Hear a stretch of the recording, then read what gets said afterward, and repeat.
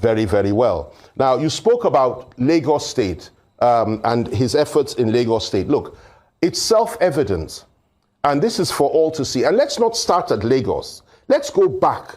How was this democracy that we are enjoying today established in the first place? How? It was established by the struggle and the spilling of the blood of the leaders of Nadeku. A lot of young people today know nothing about that. And Asiwaju was right in the forefront of that struggle. You yourself, Reuben Abati, you were part of it, and so many other people. But Asiwaju was one of our revered leaders. I was in exile, you were locked up, Oshutoku was running around, everybody was doing their own bit, and our people were being killed. Asiwaju Bola Tinubu supported the struggle, funded the struggle, and did everything he could. That's where he started making his bones. Whilst he was doing that, he was still flourishing in the private sector abroad. He came back to Nigeria, was elected governor. When he came, I was born in Lagos. By God's grace, I'll be buried in Lagos where my parents are buried. I lived there all my life, okay? Now, Lagos, you know what it was like in 1999 when he came in. You know what the money was generating, 700 million, I don't know what it was, per month or something like that. Today, Lagos generates, I will not say the figure because honestly, I think it's billions and billions per month. It is internally generated revenue. The GDP is the third highest on the African continent. And people say, okay, he was only there for 8 years. The people that came in after him, from Fashola to Ambode to Sanwo-Olu, every single one of them was a protege of this man. He created them. God used him to create them. God ensured that he put them in power. He encouraged them. Some stood by him. Some started misbehaving and then came back and begged him. And they are there till today doing an excellent job. Today, Lagos is a delight for the African continent and the black man. Nobody can take that away from him or his successes in government. And that is what speaks for him. Not just Lagos. He put a vice president in power. He nominated a vice president, Yemi Osinbajo. He nominated so many other people. The Speaker of the House, one of his proteges. What Tinubu does that many other leaders have not managed to do in the past is this.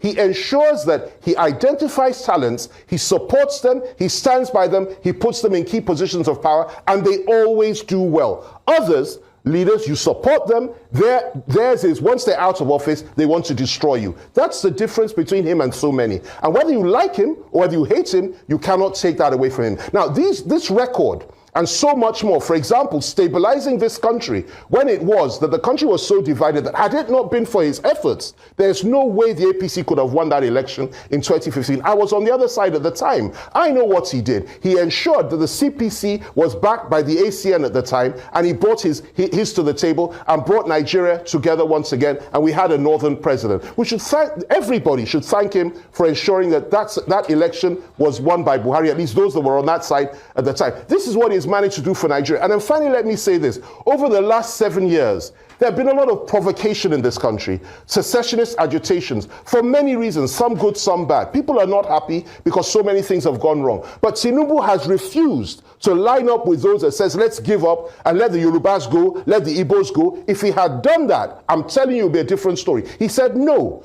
our time will come.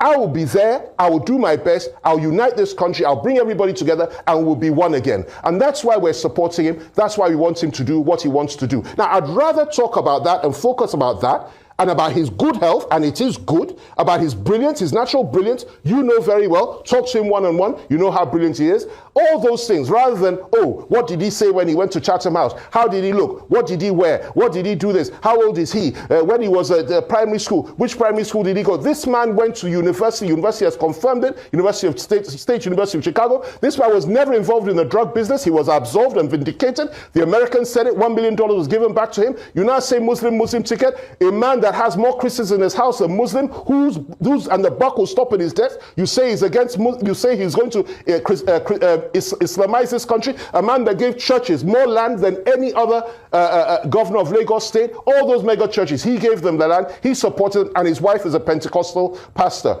That is what I want to talk about. These efforts he has made for this country, and I believe that he has earned the right to be considered by the Nigerian people for this position. And I think it's wrong that all the parties, whether it is Labour, whether it is PDP, even parties that are nothing, come together, and sections of the media, I have to say this, come together and morning, day and night, all they do is talk about this man. You know why? Because he's the issue.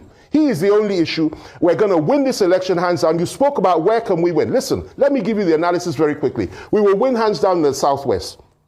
When it gets to the North Central, we'll win hands down in Kogi State, where we have the White Lion. When it comes to Niger State in the North Central, we have people like Senator Sani Musa and Abu Lolo, the governor. We will win hands down there. Nasarawa, hands down.